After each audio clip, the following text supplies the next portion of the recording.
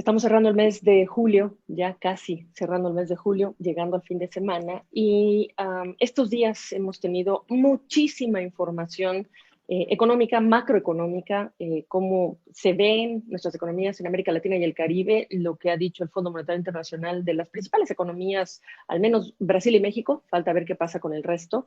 Hemos hablado del crecimiento económico de Estados Unidos y sobre esta economía, pues bueno, también descansan muchos, digamos, el desempeño de otros países, como por ejemplo los de Centroamérica, cuando se trata de comercio y remesas, y del vecino del sur, México. Así que queremos hacer un corte de caja porque hubo demasiada información y quien trabaja la información a diario y la mastica y la digiere para nosotros, para consumirla, pues ahora sí que en términos de peras y manzanas es mi invitada. Ahí la tienen ustedes, Gabriela Siller, directora de Análisis Económico y Financiero de Banco Base. Ella es profesora también del Departamento de Economía del TEC de Monterrey. Hace mucho tiempo no te saludaba. ¿Cómo estás, tocaya? ¿Cómo estás, Gaby? Un gusto, como siempre, de saludarte. Igualmente, ¿qué aprendimos hoy sobre la salud de la economía estadounidense y la salud de la economía de México? Bueno, pues esta semana se han publicado muchos indicadores relevantes, como mencionaste al principio. Vemos que en México los ingresos de los hogares cayeron significativamente. Esto significa que hay mucho más gente en pobreza. Y bueno, pues con los datos del segundo trimestre nos damos cuenta que la economía mexicana sigue estando altamente correlacionada con Estados Unidos, sobre todo porque se da un efecto de arrastre vía las exportaciones. Vemos que en Estados Unidos el crecimiento trimestral fue de 1.6%, trimestral nada más, ya ves que allá lo anualizan, pero para poderlo comparar contra el de México lo dejamos así. Y el de México fue de 1.55 y entonces hay mucha gente que dice, estamos creciendo igual que Estados Unidos, pero hay varias cosas que comparar. Uno es que Estados Unidos cayó mucho menos en el 2020, cayó 3.5% por toda la cantidad de apoyos fiscales que dieron, mientras que en el caso de México, pues la contracción del PIB fue de 8.5%, precisamente porque la economía mexicana ya venía en declive desde antes de la crisis del coronavirus y además aquí no hubo una política fiscal contracíclica. Entonces, ¿qué hemos aprendido? Pues que se deben de dar apoyos, se deben de dar estímulos y además también pues que sigue esta alta correlación entre las dos economías y sobre todo que la economía mexicana está mostrando una recuperación, un rebote arrastrado principalmente por la economía de Estados Unidos, por lo que si Estados Unidos se llega a desacelerar una medida que empiecen a retirar estímulos, esto también se va a resentir en la economía mexicana si aquí no se hace algo. Importante además que nos hables de las dinámicas externas e internas. Toda la semana estuvimos hablando de la recuperación de China y la demanda también por exportaciones que salen de nuestra región y lo mismo en el caso de Estados Unidos. Pero además de ello, se ha distinguido, por ejemplo, a Brasil por haber ayudado, haber, bueno, pues dado estos estipendios a las familias, México no, y la dinámica interna también empezó a diferenciarse. ¿Cómo están las cosas hoy día en México? Bueno, en el caso de México, el año pasado vimos que el consumo se desplomó alrededor del 11%, el consumo interno, todo lo que vamos comprando, lo que vamos consumiendo, y este año creemos que, bueno, va a tener un efecto rebote creciendo alrededor del 9%, que no será suficiente para compensar la caída del año pasado. Esto a pesar de todas las remesas que se recibieron precisamente de los connacionales que trabajan principalmente en Estados Unidos. En términos de la inversión fija bruta, maquinaria, equipo, construcción de plantas, también. El año pasado cayó 18.5% y este año creemos que crecerá alrededor de 13.5%. Y lo malo de estos datos negativos de la inversión fija bruta es que determinan el crecimiento de largo plazo. Entonces, si antes decíamos que la economía mexicana crecía muy poco, alrededor del 2%, pues con estas cifras de la inversión fija bruta estamos limitando el crecimiento probablemente hacia 1.5%. ¿Por qué muchos analistas traen crecimientos del 2%? Precisamente por Estados Unidos, ¿no? Donde se estima que siga el gasto en infraestructura, que siga un crecimiento a lo mejor el siguiente año del 3.2, 3.5% y que con esto siga arrastrando a la economía mexicana. Pero de aquí también se vislumbran riesgos importantes para México, sobre todo derivados del TEMEC, por todo esto de lo laboral, donde, bueno, pues parece que hay algunos problemas, ¿no? Si Estados Unidos llegara a imponer aranceles, pues la verdad es que esto sería terrible para el caso de México. ¿Qué se tendría que haber hecho en México? Pues la verdad es que la teoría económica es muy directa y simple al respecto. política fiscal contracíclica con mayor gasto, menores impuestos o aplazamiento de impuestos. Este mayor gasto del gobierno no tendría que haber ocasionado necesariamente un mayor endeudamiento para la economía mexicana, porque ya ven que, bueno, pues el presidente López Obrador prometió en campaña que no se iba a endeudar más y no se tenía que haber hecho eso, simplemente reorientar recursos de los, por ejemplo, de los proyectos estrella de esta administración y entonces generar gasto en infraestructura, en carreteras, un hospital, por ejemplo, como hacían otros presidentes, y entonces todo esto hace crecer más rápidamente el empleo, porque el empleo, otro elemento muy importante de la economía, pues sí hemos visto que pues prácticamente se ha recuperado en números totales en México. Sin embargo, al interior destaca que el 84% de la recuperación en México en el empleo se ha dado en el sector informal, es decir, sin que tengan las prestaciones de ley. Y la subocupación sigue siendo un tema muy importante porque está todavía en números bastante elevados comparados a los previos de la crisis del coronavirus. La subocupación, perdón, recordemos que es el trabajo de medio tiempo. Ok, entonces, hace un año hubo gente que nos criticaba por decir que el gobierno no estaba facilitando, el gobierno mexicano, las cosas para la gente, para, digo, desalentar que salieran de casa, quienes podían no salir de casa, y para las empresas, para evitar que un universo mayor muriera. Lo que tú me estás diciendo hoy es que ya estamos viendo el costo que ha tenido, el limitadísimo apoyo que han tenido las compañías y el casi limitadísimo, casi nulo apoyo para familias, que aquí hay que decir que la caída del ingreso se ha destacado mucho que son las familias de más alto ingreso, pero yo siento que ese detalle no deja ver el resto de, digamos, de ese deterioro en el ingreso de los hogares, Gaby. Así es, se supone que solamente el decil más bajo, es decir, la gente más vulnerable o afectada económicamente, son los que no vieron afectado su ingreso, pero esto tiene que ver con que probablemente es el sector de la población que está recibiendo los apoyos de esta administración, ¿no? Y bueno, esto no implica que si todos los demás, porque a lo mejor podríamos pensar, bueno, alguien que está en su mansión, si le bajó 5 pesos el sueldo, pues ¿cuál es el problema? Pero no, o sea, uno piensa clase media, ¿no? En México.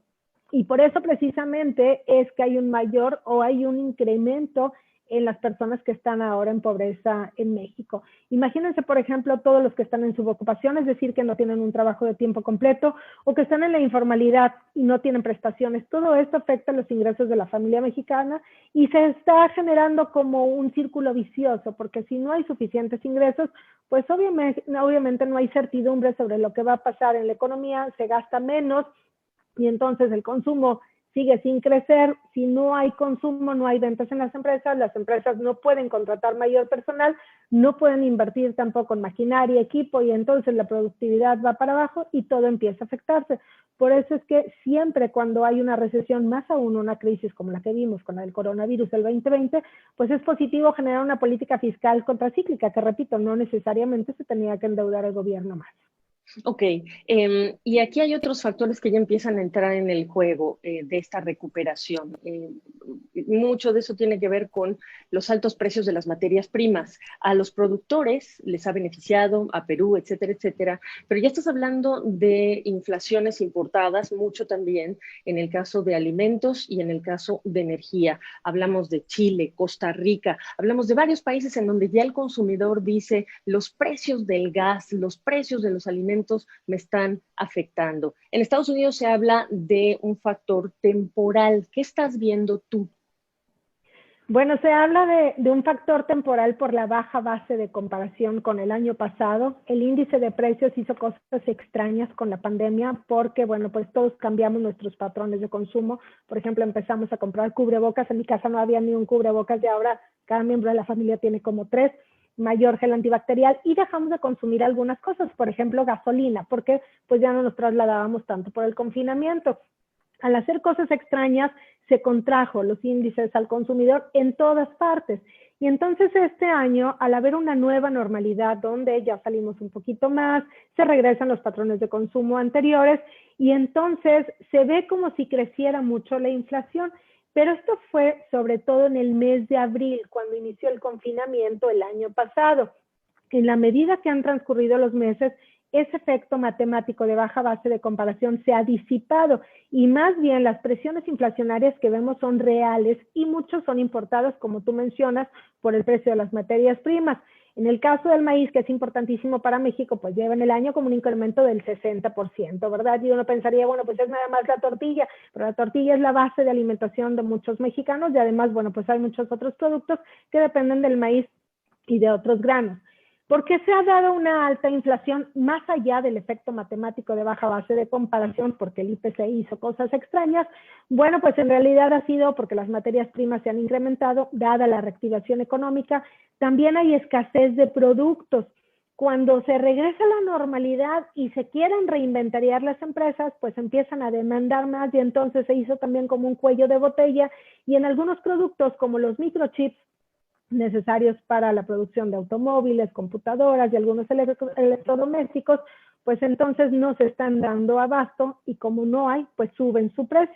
Entonces todo esto se combina y es lo que estamos viendo, altas inflaciones. Y también, bueno, pues podríamos decir, ok, es temporal, pero temporal ¿hasta cuándo? Porque inclusive también con la inflación, en la medida que se van dando más y más meses con inflaciones elevadas o fuera del objetivo de los bancos centrales, se empiezan a generar los llamados efectos de segundo orden, es decir, que afectan las expectativas de largo plazo y ahí es donde tienen que entrar los bancos centrales. Por eso es que en el caso de la Reserva Federal, pues se estima que a finales de este año, pues ya van a empezar a hablar más seriamente de empezar a recortar los estímulos que inyectan a su economía, mientras que en el caso de México, pues ya vimos a un Banco de México subiendo sorpresivamente su tasa de referencia y bueno, pues creemos en Grupo Financiero Base que harán otro incremento más, al menos este año, yo creo que serán a lo mejor 2 más por cómo está la inflación. Para el siguiente año, cuando las cosas se empiecen a normalizar un poco más, que ya empieza a bajar también el número de contagios, muertos, y que entonces ya no haya estos cuellos de botella en los grandes centros de logística, pues a lo mejor podemos ver una inflación más baja, pero de cualquier forma para México estamos hablando que durante varios meses del siguiente año la inflación podría estar todavía por encima del 4% y que este año cerraríamos con una inflación de 5.7%.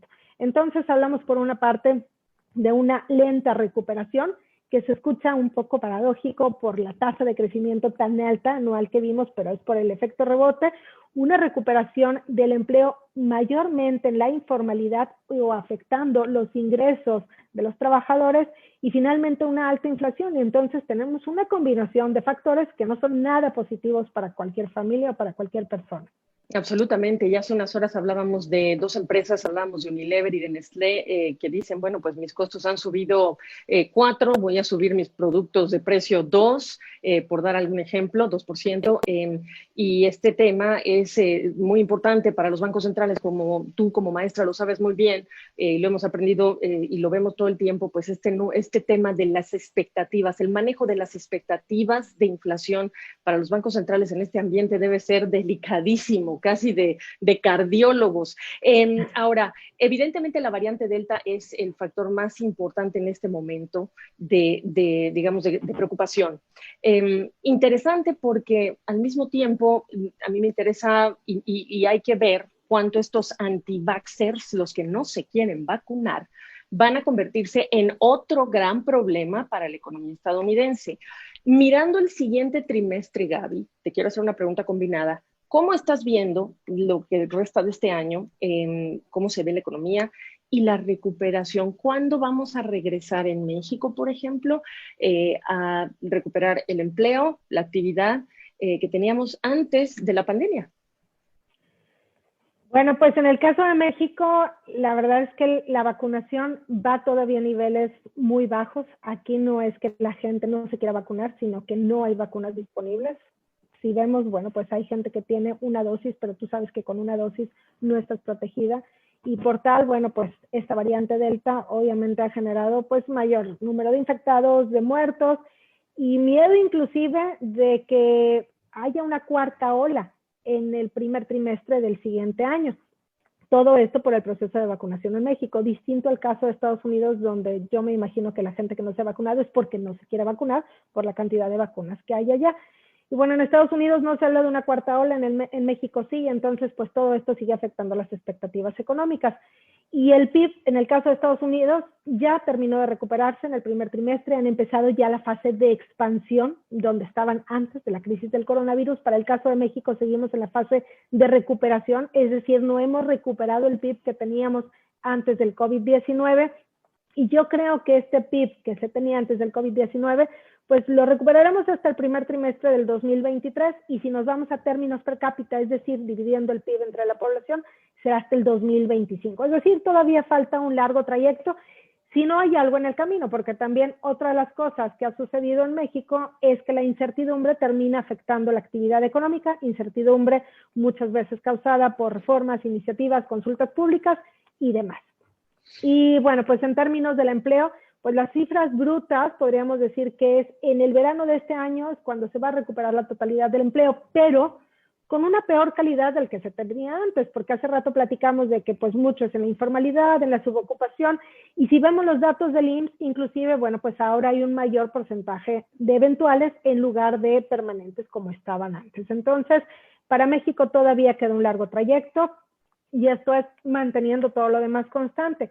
¿Qué se tendría que hacer? Bueno, pues un discurso como que de mayor conciliación con el sector privado, que pudiera dar mayor certidumbre tanto a las familias y sobre todo a las empresas, ¿no? Para que pudieran contratar más gente. Otra cosa también que pudiera generar un retraso esta reforma de la ley del outsourcing, que bueno, pues tanto estaban pidiendo que se prorrogara el inicio hasta el 2022 y no parece que será pues hasta el 1 de septiembre, o sea que solamente la van a alargar un mes más para su aprobación. Y esto, bueno, pues en el sector manufacturero es donde se emplea la mayor cantidad bajo este esquema, y el sector manufacturero precisamente es uno de los que está creciendo más aceleradamente por el crecimiento que tiene correlacionado con Estados Unidos. Entonces, ¿qué quiero decir? Que hay muchos factores de riesgo para el caso de la economía mexicana. No hemos terminado de recuperarnos, falta todavía un largo trayecto, y además hay muchos riesgos que pueden interponerse en el camino y alargar todavía más la recuperación.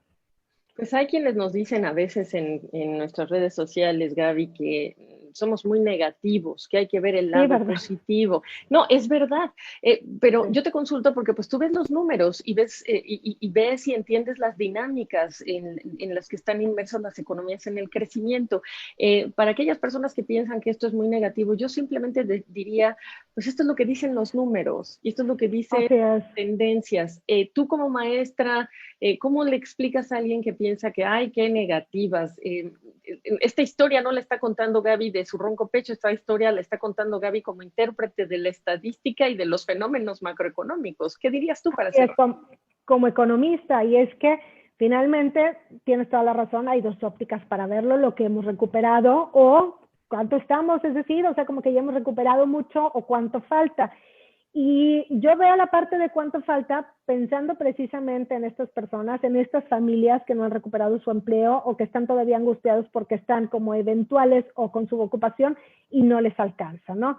Y precisamente porque pues se pueden hacer cosas todavía, a lo mejor el 2020, bueno, pues ya no hubo una política fiscal contracíclica, pero no todo está perdido, este año se puede hacer algo y entonces con esto recuperar más rápidamente los empleos. Y yo creo que es obligación pues de todos los que analizamos los datos estar diciendo esto, ¿no? Porque si por una parte solamente aplaudimos y decimos, y vamos muy bien y entonces ya recuperamos esto y esto y esto, pues es mejor ver qué podemos hacer para recuperarnos más rápidamente, ¿no crees?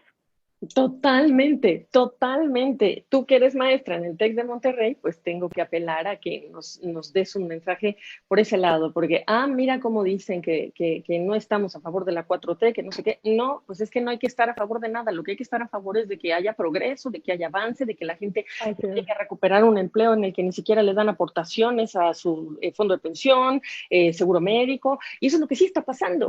Y por eso es que este costo de oportunidad de no haber ayudado antes a las empresas y a las familias ha hecho que sea más difícil o complejo levantarlas en esta etapa. Y si la variante Delta se toma y nos portamos mal, pues la situación todavía puede convertirse en más preocupante. Gaby, un feliz fin de es. semana. Gracias por la oportunidad de esta conversación y si tienes algo más que agregar, No, hombre, al contrario, muchas gracias a ti por el espacio aquí y gracias. me encanta siempre platicar contigo. Igual contigo, tocaya Gabriela Siller, desde Monterrey, por cierto, ¿verdad?